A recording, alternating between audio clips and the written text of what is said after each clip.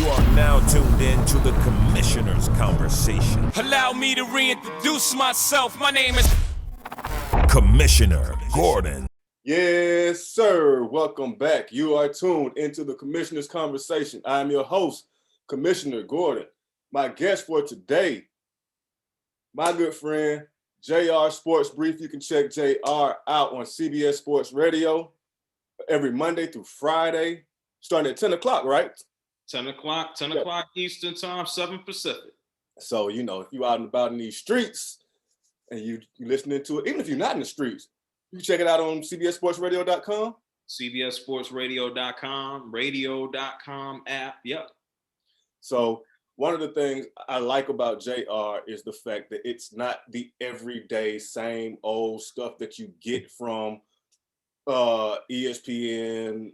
Like if you watch these shows every day, you hear the same stuff from different people. And it's like they're forcing a narrative on you. So it's always great to hear a different perspective. It's always hear a different train of thought, because it seems like there's a trickle down effect. I want to say it's like somebody says we need to get them to think this way, and so everyone says the same thing. So like I said, it's always great to get a different perspective on how you see sports, because we are all different people, man. So I appreciate that from you, JR. Nah, no doubt, Gordon. I appreciate you. Thanks for having me on, my man. Piece of cake. So I want to kind of get right in it. We had a lot of movement this weekend in NFL and NBA. Like, it seems like this was an action-packed weekend. What do you think of, you had LaMarcus Aldridge joining, I like to call them the Expendables, because that's what it's like. You're getting every action hero joining the same team. And it's crazy. Like, so LaMarcus Aldridge joins the Brooklyn Nets. And naturally you had Andre Drummond going over to the Lakers to help out LeBron. Is this thing getting out of control or what, man? I don't know if it's out of control. Like you just said, it feels like it's a case of everybody show up, let's see what we can do, and everybody, keep moving and let's roll out. So it's real interesting. I'm not so sure. Like, I am confident if the Brooklyn Nets are healthy that they're going to go out and just wipe everybody out. I believe in that. I believe, here's the thing. Kevin Durant is the dude who has to be healthy. Like, Kyrie Irving could disappear to Mars. He could go wherever the hell he want to go. If you still out there and you send James Harden, who's basically never been hurt, if you send James Harden out there with Kevin Durant, I still think they would be the top team in the East. So I don't think it's getting out of hand. If anything, I think you'll have basketball fans who kind of be like, oh man, I hate this and it's this and that and it's not fair. A lot of them still gonna watch though. That's the name of the game. Choice. Yeah, you got no choice but to watch though. People will still watch, and I think this is, the NBA ain't complaining. It makes for good fodder when you see all this, the trade movement, and people can go online and basically say, oh man, this is not fair. Like, I find it ridiculous. People are bringing up the old Chris Paul trade to the Lakers. Yeah. It doesn't even have anything. It's a totally different situation. Like, the league owned the squad at that time. They were trying to sell the team. It had nothing to do necessarily with competitive balance. It had to do with dollars and cents. And the league said, we own the squad. We ain't making a move right now. That's not our job. So I have no issue with it. Every now and then, everybody can go ahead and enjoy it. Come on. Who cared about the Brooklyn Nets? Who cared about the New Jersey Nets for the past 20, 30, 40 years? Nobody. Right. Nobody. So who cares? Is this something? I mean, let's look at it. Nobody complained if it's a homegrown situation. You had a young Oklahoma City Thunder. Granted, everybody wasn't an MVP with Russell Westbrook or Kevin Durant or James Harden, but they was young and balling. Nobody complained then. Nobody complained about, Kobe and Shaq. Nobody said nothing about Michael Jordan and all of his wonderful friends. Like, who cares? And that's the thing that a lot of people don't realize. I was telling people, super teams have always basically been here. You basically said the Bulls. The Bulls had Dennis Rodman. Celtics. Right. Think about the Lakers. The Lakers they were the ultimate super team when you had Magic Johnson. I'm talking about Magic Johnson, James Worthy. Yeah. That was a super team. You had an old Kareem out there still getting buckets. Like, and it's the same thing for the Celtics. So nobody ever, this is the thing. It's like, this goes back to the beginning part of the conversation of what you said, is that everybody kind of wants to pick at one thing and then start to parrot what they hear. And so when you have a couple of voices who put out all of the information, and kind of, it's like fishing. It's like, let me throw the lure out there, let me throw the bait out there and see how many fish I could get to kind of roll around. And that's what we get. So it's cool. I think it's fun and interesting to see what happens in May and June, July, because I think we'll get some fun competitive basketball. And let's see, I'm not all that confident. I hope it's the case, but I'm not all that confident that like all of the Brooklyn Nets are going to be healthy. I hope teams can be competitive with them, but it'll be fun to see what happens. I'll tell you what, I'm a little more interested, because the basketball is going to take care of itself. I'm a little more interested in this locker room. I would love to have a small camera up in the corner of the locker room, because that's got to be a soap opera. I mean, you know what? But those guys because they're interesting personalities, yeah. but they're amazing basketball players. None of those guys are dumb. None of them are stupid. Everybody in that room knows, maybe except for James Harden, everybody knows that Kevin Durant is the best dude in the whole room. Everybody knows that. Everybody knows that James Harden is the best facilitator. Everybody knows that for a point guard, Kyrie Irving is he's a freak of nature when it comes to getting his shot. So I think everybody understands their role. And if you're Steve Nash, you just got to be walking around like, yo, what did I just walk into? I just got to show up to work and then, say something every now and then and make sure nobody gets pissed off. That's it. That's your job. Don't piss anybody off. That is the job, because the moment it goes off the rails, it can go off the rails really quick. And the finger will be pointed to him. Right. And then you'll have your boy, James Harden's favorite coach, D'Antoni, as the head coach. Listen, Mike D'Antoni got a good gig too. I know he just sit on a bench and just say, and smile. Yeah, get the rebound and push it. Just get the rebound and push it. That's it. Fun basketball. Man, but once again, I think the Lakers have more of an uphill struggle now that they're facing the injuries, because we're not used to seeing LeBron hurt. Like, we know Kevin Durant gets injured. We know, Steph Curry's gonna roll an ankle and be out. There's now it's his ass bone right now. Like, what did you see it? Because that was the dumbest fall ever. He fell back 20 feet and nobody stopped him. Well, wasn't it not the opposing bench?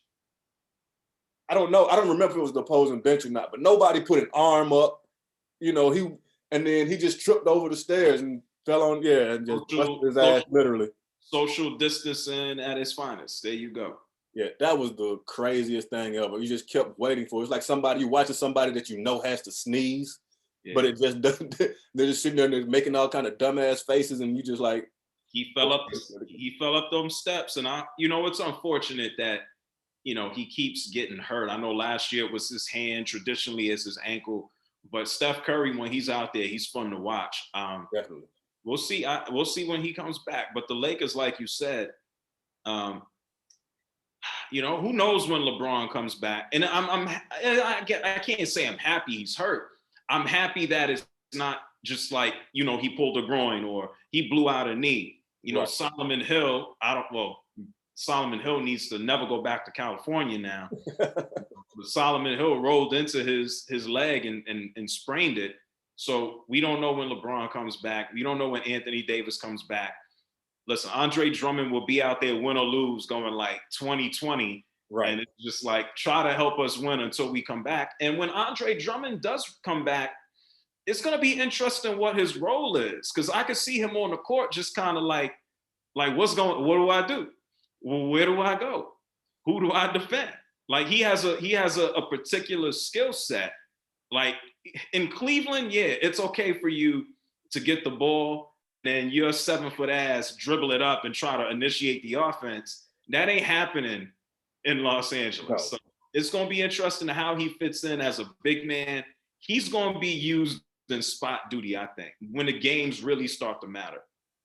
Well, yeah, it's definitely a playoff pickup. It's a multi-purpose pickup because one, it's his job now to not let the Lakers slide too far down in terms of seeding. And then he has to play. He has to get his ass in shape again. He ain't played in like, I don't know, 3 weeks, maybe more.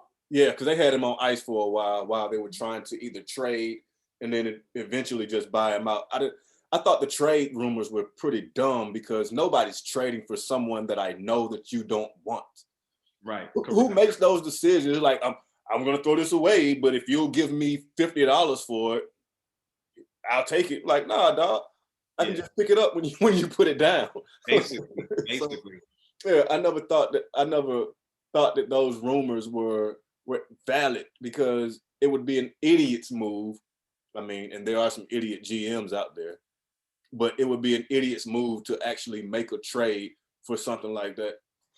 But if I'm LeBron, though, honestly, I'm probably the most flattered person in the league because I've got to feel like they're doing all this for me. You know what I'm saying? Like I call Anthony Davis, hey, AD, you watching it? Yep, they added somebody else. Like, because you know what? I don't know if I go that far. I think everybody Brooklyn in particular, they're doing what they got to do to win a championship. Like, the reality is, there's no guarantee. And even if everybody's healthy, there's no guarantee the Lakers just go back to the finals. True. That's no guarantee. And I mean, do they have the experience? Do they still got the guy, LeBron, Mr. 25, 8-8? Do they still have him and Anthony? Yes, they do. It's a different squad. You have a different squad. I mean, who knows if Denver says, oh, we got our asses kicked last year. You know, we can come back. Oh, we have a deeper squad. I mean, I would tell you flat out right now, I think the Denver Nuggets have a deeper team or a better team overall than the Lakers do. You know, the Lakers got the new addition. Yeah, you bringing in Aaron Gordon. Yeah. You still have Murray. I mean, nobody's expecting him to go get 50 every night like it's the bubble. You still have Jokic. I don't know. Maybe you go to the playoffs and Drummond and Anthony Davis make Jokic look like garbage, you know, but it's not going to be easy, I don't think, in the West. Yeah, I think out West, it matters where you're seated more so than it does in the East, because the East is going to, like I said, basketball is going to take care of itself. You know, the top guys are going to be there. You know, Brooklyn is going to be there. You know, Milwaukee's going to be there. You know, 76ers are going to be there. Boston will fall somewhere in there. You know, you can kind of slot everybody. Mm-hmm. But out West, the matchups are going to basically play a major part on how a lot of these teams can compete, because you got 7 games, man, and you're gonna have to figure it out. Yeah. Now it's gonna be interesting in the West, and not even just with the Nuggets. I'd be interested to see, you know, the Utah Jazz have been talking about disrespect all year long. It's like, okay, well, what y'all gonna do? Y'all sitting at the top of the standings all year long. What you like, the Hulk Hogan, like, yo, what you gonna do when you actually get to the playoffs? What's Denver gonna do? The Suns, I mean, they got Chris Paul, but maybe the furthest I see them getting is maybe the West Finals and then getting completely wiped out, even if they go that far. So it's tricky out there. Well, and then you got the Clippers. Yeah. Because Playoff P blamed everything on Doc Rivers. Like, Doc wasn't calling the right plays. Yeah. Man, he changed how I view him as a basketball player, because he did a whole lot of talking and then he ain't back none of it up. And then even after the fact, he's still doing the complaining. And it's just like, bro, you just got to shut up. It don't matter. You know what? You ain't Damian Lillard. You're not out there hitting the shots. You're not helping the team win. You can have all the fancy games and you could do all of the, you know, 25 points and 9 3-point. You could do whatever you want to do. But if you ain't winning, if you bricking and then complaining and pushing the blame, he sounds like a punk. Well, he definitely sounds like he's of the generation that's always in his phone, and he believes everything he sees on his phone. Like, you can tell that when the whole world got down, they were calling him Pandemic P, they was calling him all these crazy names, that he was reading this stuff, and he was trying super hard to combat it with his play, but he was overdoing it. He was pressing, and it didn't work at all. And so he didn't have any other choice but to shift the blame. Well, Doc didn't call the plays. Doc didn't call the play that called for you to brick it off the side of the glass. He didn't call that play. Right, You know what I'm saying? right. Well, you know what? I'll give him the benefit of the doubt. And this is not but it's not an excuse. You know, he said, like a lot of people, it was tough playing in the bubble. Okay, fine. I get it. You know, everybody's not Jamal Murray. The other thing that he said was, you know, with everything going on with George Floyd, it was tough being, okay, fine. I get it. I understand. That doesn't take away from you sucked. Fine. Whatever reason, you suck. We all saw it. You know it. We all know. Right. But then when it's all said and done, you didn't go back and start saying, oh, I was just distracted in my life. I had to reanalyze my life and what. You didn't say that. You looked at Doc, you basically looked at Doc Rivers, and it's just like, all right, you a sucker, man. You a sucker. So now he got to prove it. It's funny right now that the Clippers can even get to a space over the last 10 years where people look at them as a respectable team with Chris Paul and Blake Griffin, and it's just like, okay, they good. And then they move on from that team, and then they move on to Kawhi Leonard, and then Paul George is just like, oh my God, they're good. And then it's just like, yo, they are 2 steps away from being right back into the toilet. 2 steps away. Back to reality. It's funny out there, man. It's funny. You know what? I don't got no rooting interest for them, but that squad gonna fall apart in 2 years. I don't see them winning anything. It might be sooner than that. Yeah, I think, like, even after, because they try to put villains in the league because it makes for good talk, right? Yeah. And so a lot of people are trying to paint the Nets as the villain. Oh, when yeah. I think the team that's easier to hate actually is the Clippers. But maybe it's because we hated on the Clippers forever, virtually. There's no personality with the Clippers. There's none. That comes with Kawhi. You know, you get no personality from Kawhi. You just get a basketball player.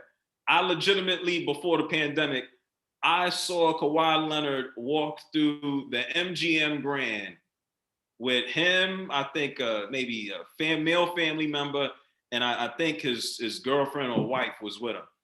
They walked into the lobby of the MGM Grand.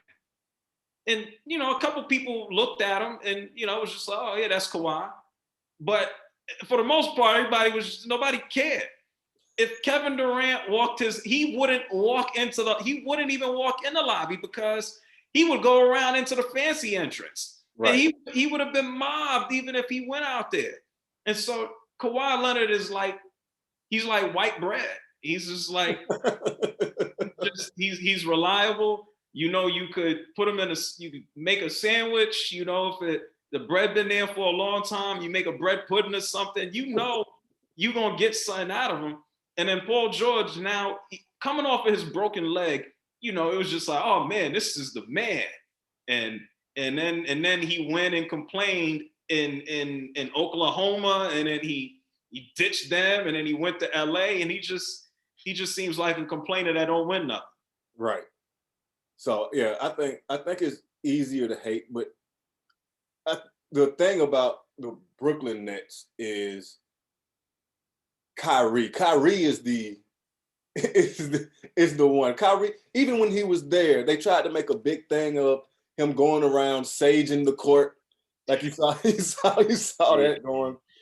And I think he's the wild card. Like, even though you say you could take him away from the team, and the team is still going to be what they're going to be, but he's the wild card because now that James Harden has the basketball in his hands, Kyrie says he's cool with playing off the ball, but when it comes to time to actually step up and play basketball, when it comes time and the clock is winding down and it's nut crunching time, and you're like, okay, who's going to make the play?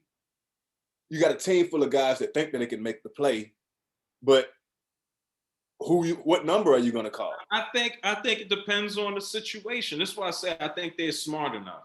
And that's what's dangerous. They gonna wipe, if they are healthy, they gonna wipe out a lot of teams. Yeah. You might find crunch time here and in between. And, anybody who's played ball, when it gets down to it, it's real simple. You can have people on equal footing. You can have somebody's much better. You can have some. When it comes down to it, everybody knows, you could be the worst player. But if the worst player is having a day like this, get him the ball. Like if he is hot, if he's feeling it, if 5 days out the week, he's trash. If I'm trash 5 days out the week, but then for whatever reason, I step out on the court on Saturday and I'm feeling it, give JR the ball. It's that simple. And I think that's the approach that they'll take. They're very, very smart players. I think anybody who's good at what they do, especially ball player, you have an ego. Like, I could do that. Just give me a. But they're also smart enough to know, James is feeling it. He got 50 and he's been going to the line. Let him rock over there. I'm gonna be over here to knock down the J if necessary. So I'm less worried about how the egos fit together basketball wise. I just think they're going to annihilate folks.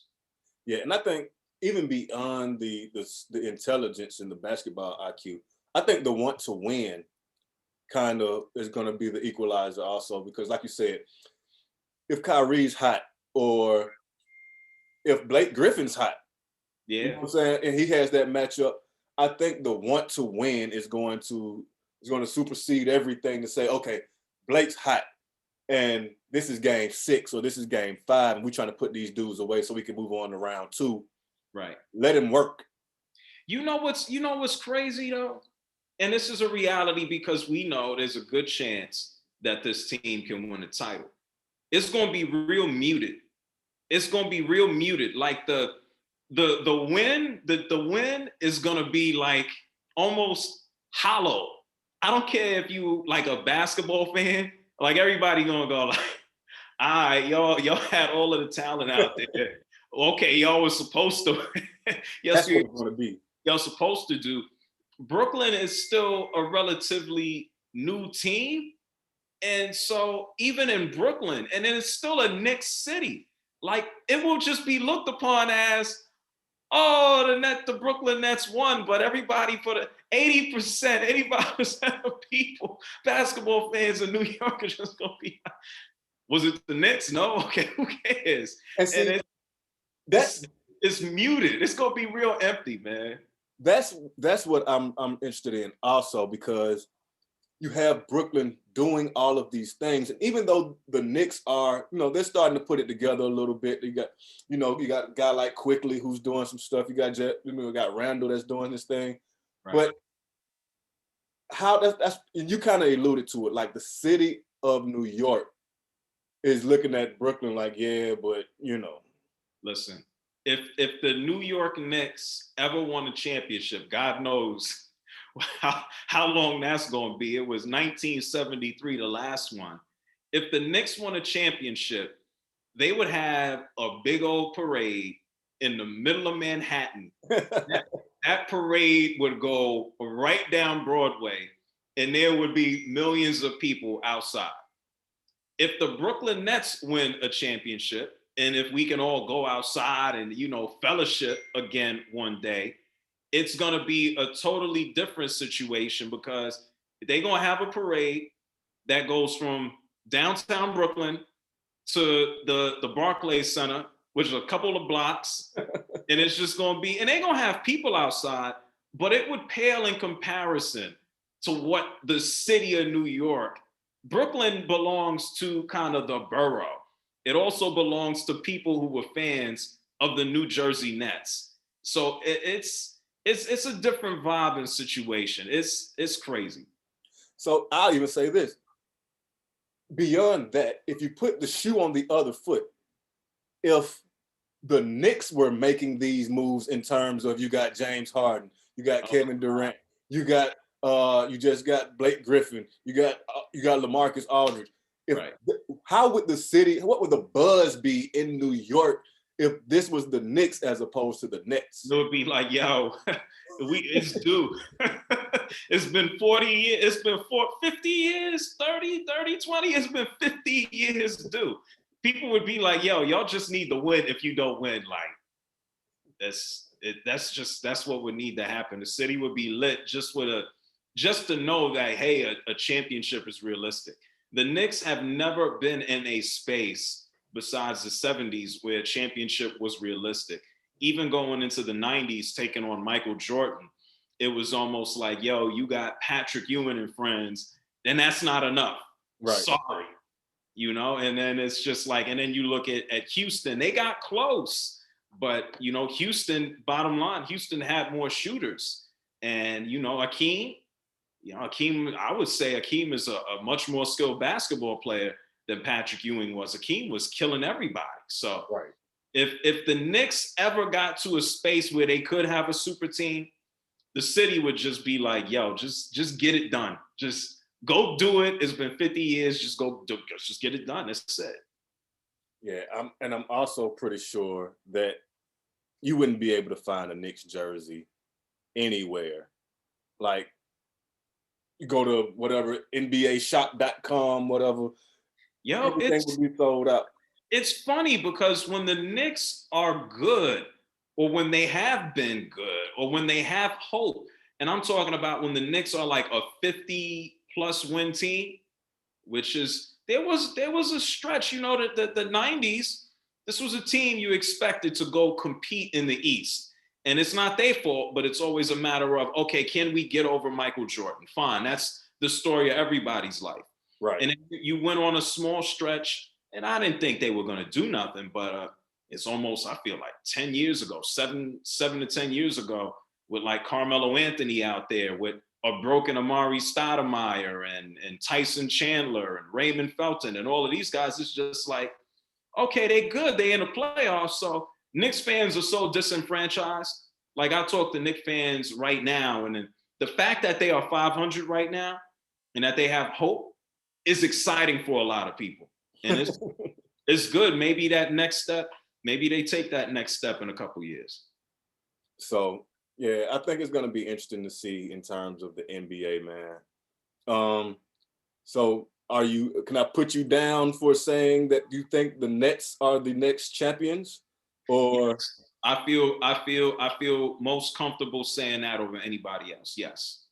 Yeah, I think it's they're the most, and I say deserving because of the talent that you've accumulated, not because there's a lot of franchises who say they deserve because of the suffering of the fans or whatever, or just the amount of work that the front office has put in. But I think because of the talent accumulated, I think they're the most deserving and they should probably be there.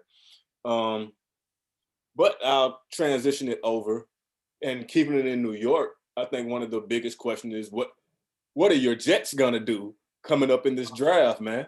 Oh man. I think the New York Jets, they need to get Sam Darnold out of there. There's no so you're in that. People kill me about Sam, and I say this on the radio. I say this on the radio in New York, where the people at the Jets can hear me, where the people all over the city can hear me and yell at me. The Jets are similar to the Knicks. It's really a loser's mentality. It really is, because we know quarterbacks come in groups. Right. Like, you got quarterbacks who you go like a Russell Wilson, an Aaron Rodgers. It don't matter what the game, Tom Brady. It doesn't matter what game it is. You know, on Sunday, your team has a chance to win. That's it. You don't wake up and then there's other teams that go, oh man, how are we gonna get waxed today? That's the lower end. And then you got teams that are in the middle where you go, my quarterback can either help us maybe kind of sort of win the game, or our quarterback could kind of sort of be the reason why we lose. Those are your 50-50 guys. And Sam Darnold for the Jets, even with the awful talent around him, what he has shown as a player, forget the talent around him, right? He's shown that he's a 50-50 guy. Can he graduate a little bit closer to maybe above the average, above closer to the top 10 at least? Yes. Could you win and go to the playoffs with him, I believe? Maybe, yes. But I think that's where it stops. And so the idea of let's try him out one more time with better talent or better coaching, like throw that out the window. You might as well restart. Like if I'm buying a house and somebody left their couch in the middle of the house, I'm not gonna be like, oh yeah, but it's a night. Get it out of here. Like fresh Right. start. You got a new coach, you got a new GM.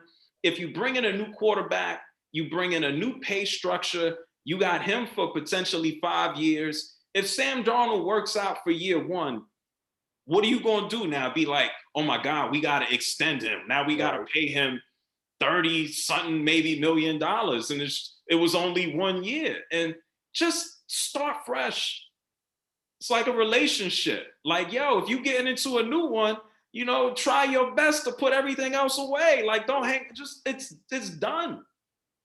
So, what quarterback would you like to see? Because every day there's a new ranking. Somebody falls in love with Zach Wilson. Right. I've never seen Trey Lance throw a pass, but everybody seems to like him. One day he's the number one quarterback. Trey Lance ain't played football in a year, and he ain't played no highly competitive teams. You could say the same thing about Zach Wilson. Me, right. I've seen, just like you, I've probably seen more Justin Fields than just about anybody there. I don't think Fields would fit in with the New York Jets. Okay. I think because Jet fans are ruthless, I don't think they would necessarily have enough patience for him to develop as a quarterback. Like, I think he would be perfect for the Niners because they employ, and I know they're probably going to run a similar system. Let's try to run the football a little bit more. But I think he would have more time. I think he would be accepted more as a quarterback to the fan base as well, just by being in San Francisco. I think Kyle Shanahan has done an amazing job, and I think he would fit in there.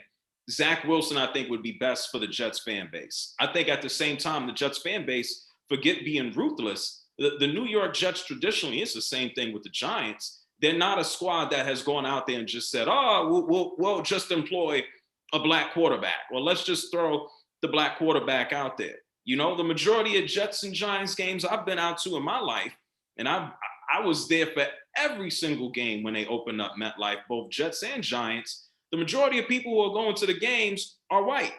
And so I don't know, just like a lot of cities, I don't know, and people won't want to say this publicly, there are a lot of franchises, no different than from a management perspective, right, that they do, whether they say it overtly or whether they're thinking about it subconsciously.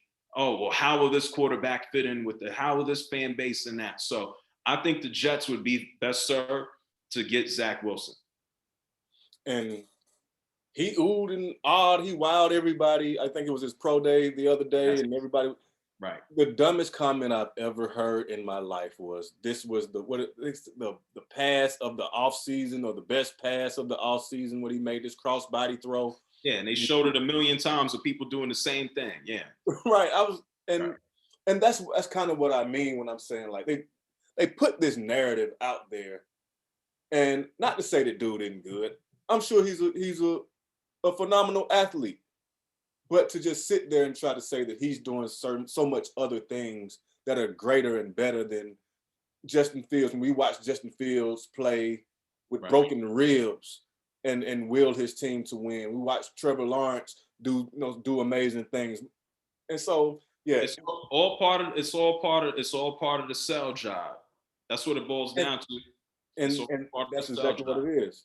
And that's exactly what it is. So I'm gonna be interested to see what, like I said, what the Jets are doing. I'm gonna be interested in what the Falcons are doing, because at this point in time, it's like, who falls to you?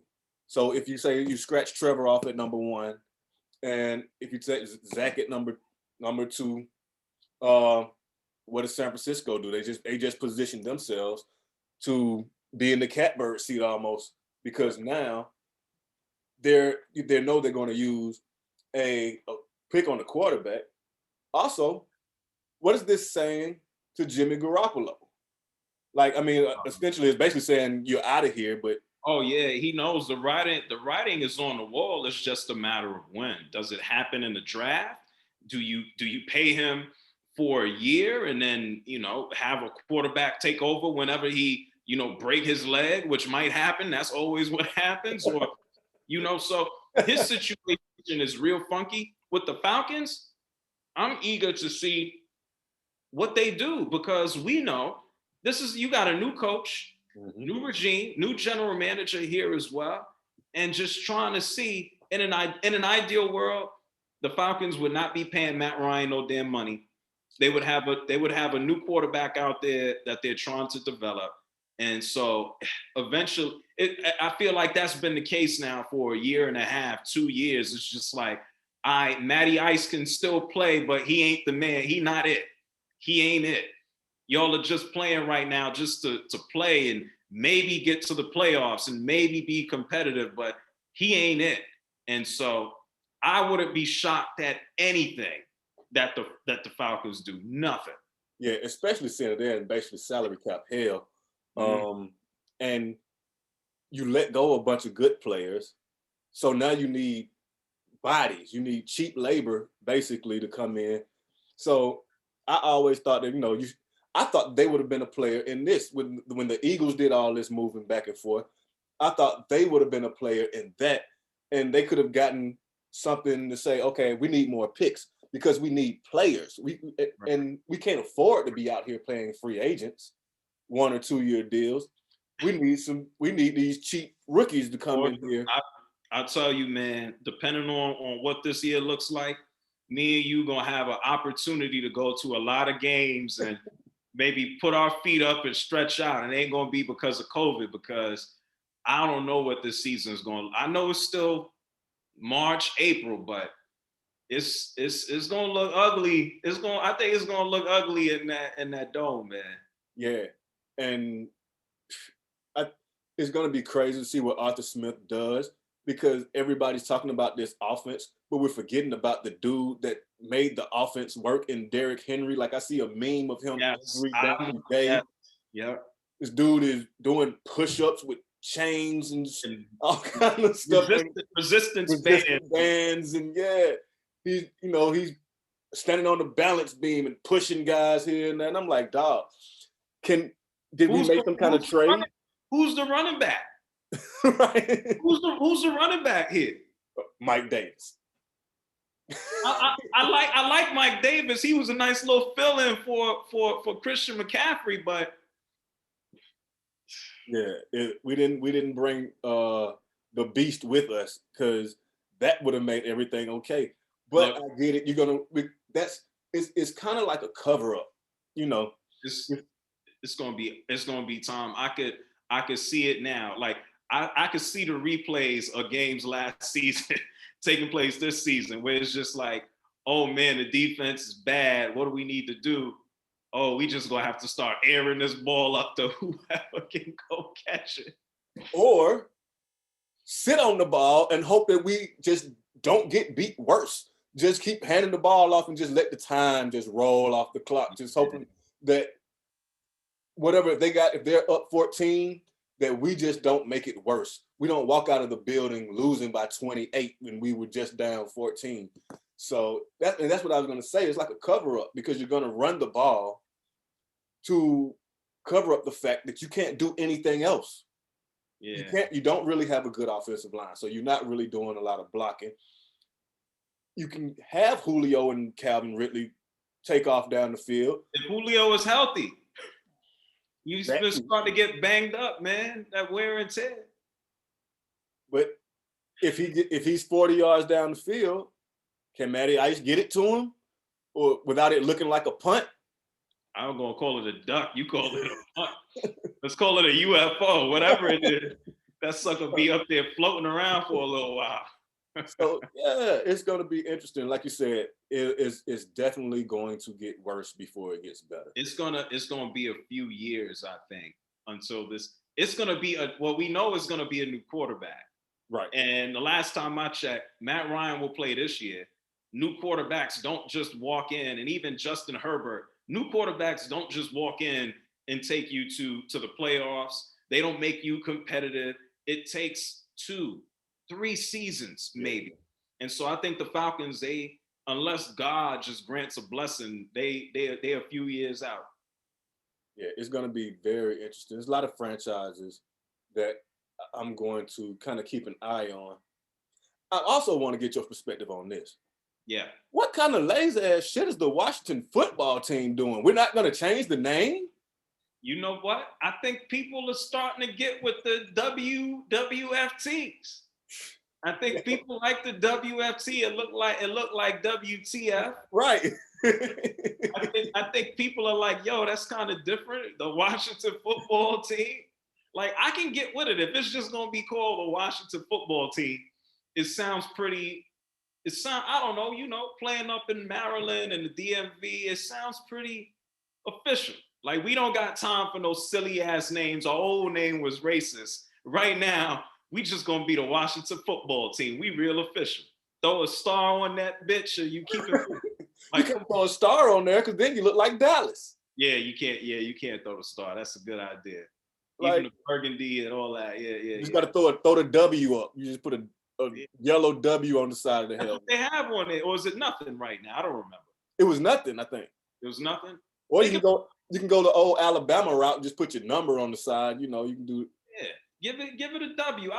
You know what? I like the clean. I'm not mad at the clean, simple idea. Like, let's be real. What are some of the names? I remember people were coming up with stupid names. It was like the Dragons and other garbage. So. I saw like Warriors. Yeah, nobody needs that. I saw one name that I knew they would never pick. People were talking about the Red Tails. I knew they would never. You wouldn't go from the that. From the Tuskegee era. Right. Yeah, no, it's too black. No. Yeah, you wouldn't go from one extreme to the next. You're not doing that. No. We can't show love to black people with one whole team. We can't even do that, even if it's tied into the military. No, we can't do that. Yeah. So I just thought, man, you've had a year. You've had a year for someone to come up with something somewhat creative, whether it was just the Warriors, whether it was, I don't care.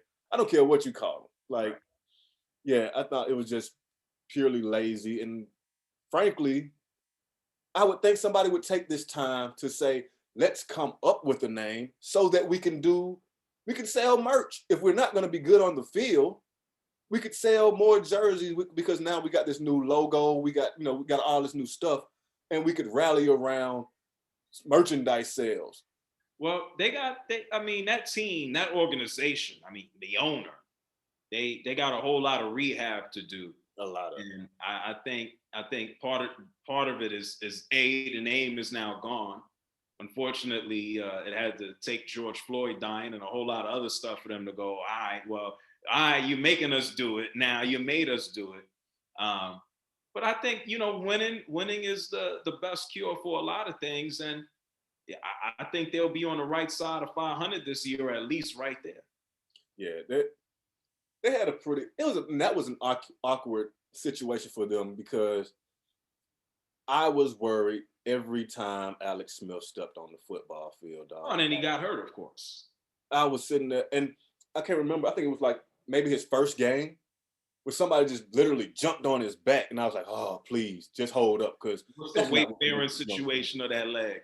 Right. And the leg got bruised. And I ain't no doctor, but I'm gonna say 1 + 1 = 2. So I'd be real interested to see what team he babysit this year, or if somebody brings him on to babysit. Somebody will, I think. The story is there. Somebody's definitely going to pick him up because of the story. Mm-hmm. And you want that coverage. So it might be a Jacksonville. You got Urban Meyer, Trevor Lawrence, yeah. Trevor Lawrence, you got a young QB, you want to give him the mentor. I'm not sure how much, I'm interested to see how much mentoring is actually done a lot of times in these locker rooms, and how many of these guys look, I'm just coming to work, dog. Brett Favre is someone who took that approach. Yeah. Brett Favre was just like, I don't give a damn. Aaron Rodgers, who? Don't care, not interested. And I think that happens more than not. We just assume that because they're in the same building, that player A should be schooling up player B. But sometimes player A is like, man, I'm just here to do this work. I'm getting this check and I'm going back home. And sometimes player B is like, I don't want to hear from your ass. Like, what are you going to tell me? You're the backup.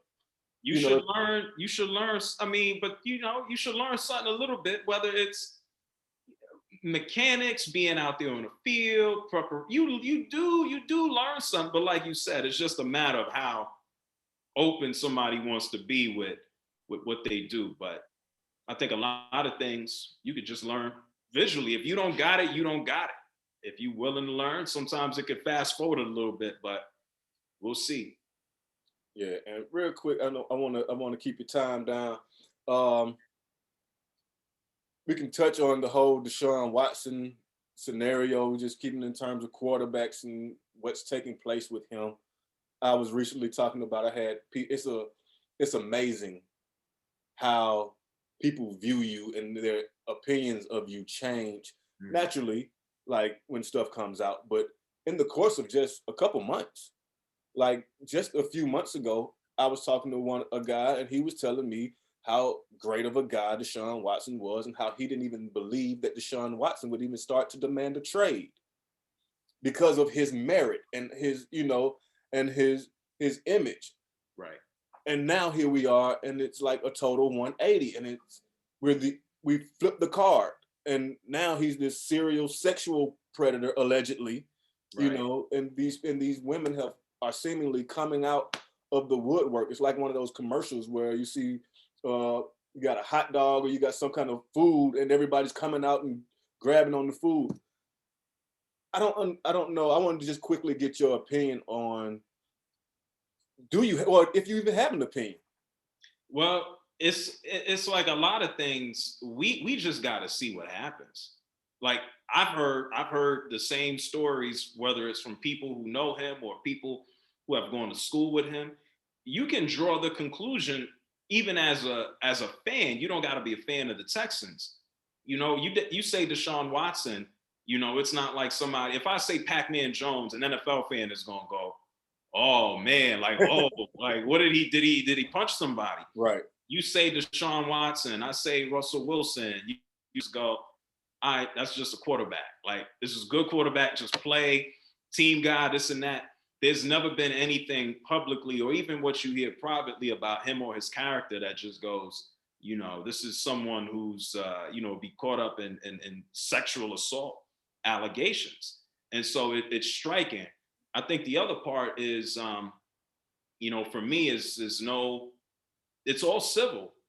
There's if there's 20 accusers, Right. there's not every person, all 20 of them said, I'm going to keep quiet. No one said before the first 2 or 3, no one said I'm going to the police. They all are part of one civil case. So it's real interesting.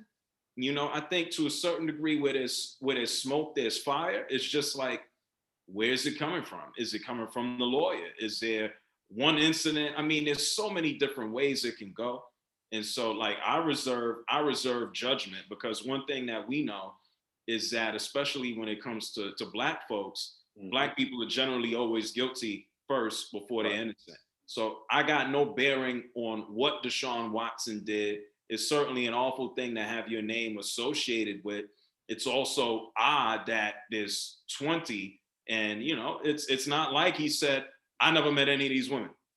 It's not like he said, I never had a relation. It's not, that's not the case. So all of the facts to a certain degree are there, but the reality is not there. Nobody knows but Deshaun Watson and the women to like the full degree. So his situation personally, obviously put a hold on, I believe, what a lot of teams would have done in the quarterback space. And, for somebody who a month and change ago, we would have said, yo, this man ain't never playing for Houston.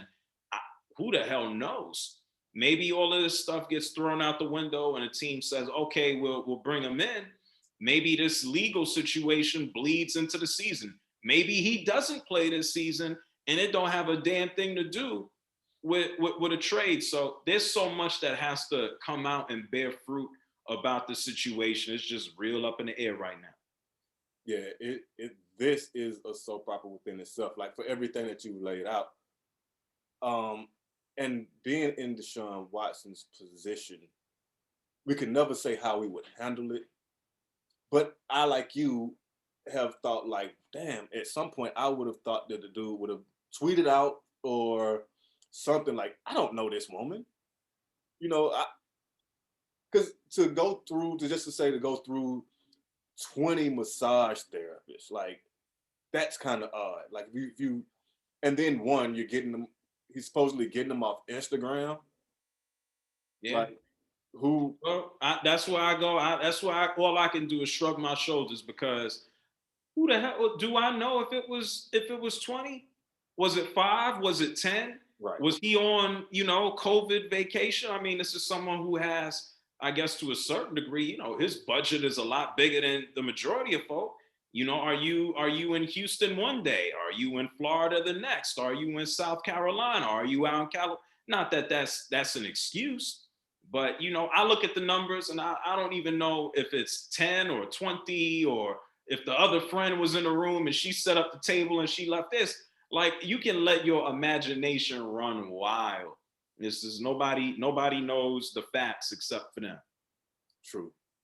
So yeah, that's one that we'll definitely keep our eye on. I hope that the truth comes out. I can't say that I'm pulling either way, because I'm on the side of the truth. Like, whatever that is, I want that to be done. But we all know that if he's guilty or he's innocent, that this is going to follow him forever.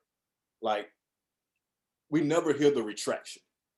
It's never like if a newspaper puts out an article and it says JR is smacking little kids. Well, that might be a reality.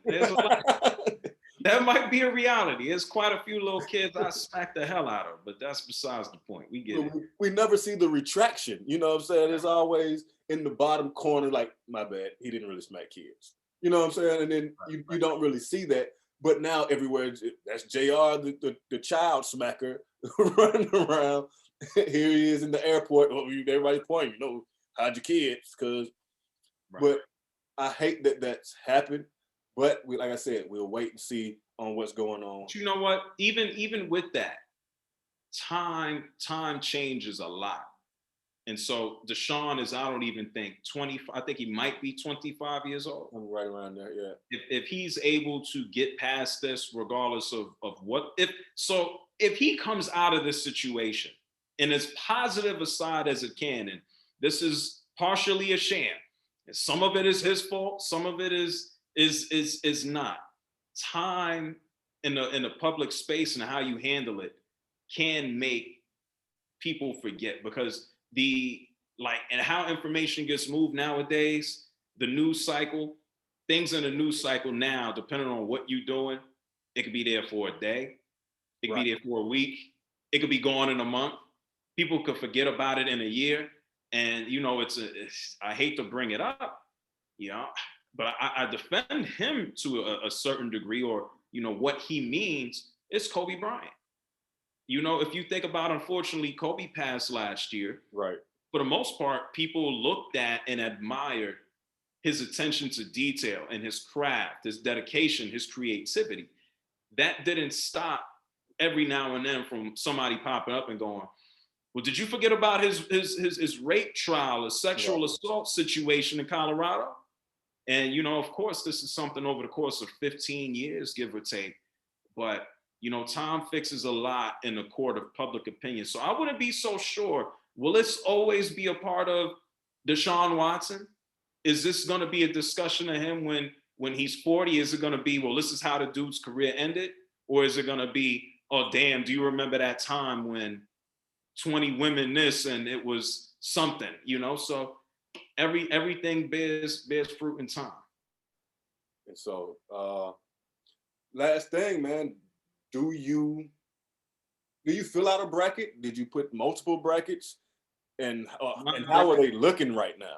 My bracket is done. It sucks. My bracket was done on like the first day. Loyola decided to keep winning with Sister Jean and Gonzaga. I don't went through multiple brackets. I couldn't tell you exactly what it boils down to.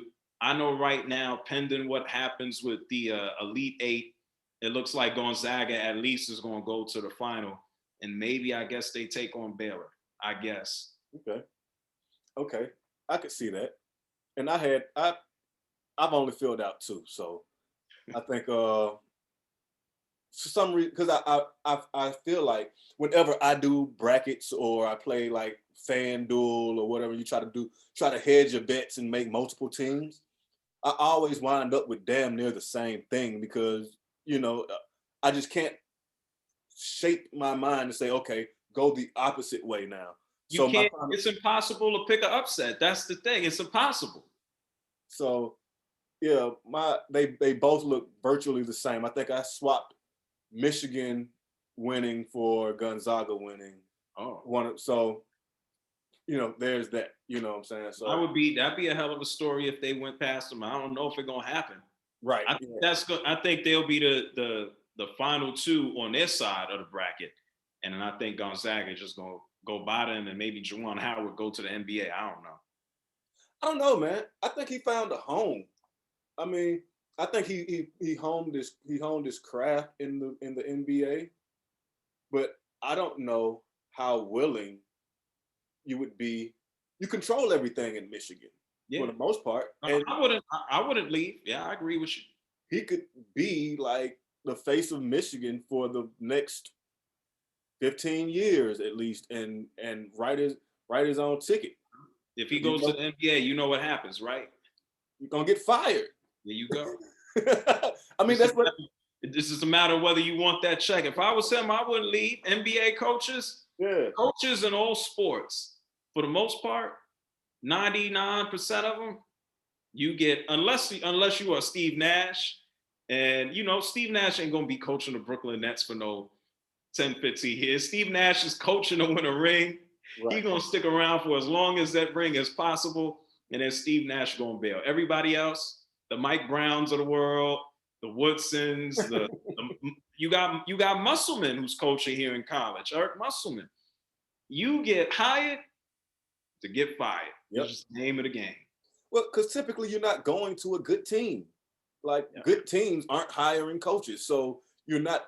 Like you just said, outside of Steve Nash, you're not walking into a situation where you're like, oh, okay, I can do this. Mm-hmm. Usually you look around, you're like, man, it's kind of jacked up over here. Yeah. I need to, you're walking into that house and you're looking at the leak and you're looking at the hole in the wall, and the stain in the carpet. You want me to fix this? How much time you giving me? You want me to fix something, don't give me no tools to do it. And I want you to fix it now. You know what I'm saying? You got 30 minutes. Let's go. So, it's tough. Yeah, I think Juwan is actually in a decent position to where he could be like a Nick. I mean, granted that he has that type of success, but he could be like a Nick Saban in Alabama, to where you think of Alabama. This generation is thinking of Nick Saban. They don't think of we're dinosaurs. We might still say Bear Bryant or whatever, but they don't think Bear Bryant. They're thinking Nick Saban. Yeah. And he could actually be that at the University of Michigan. So yeah, I know he wouldn't mind no Nick Saban salary.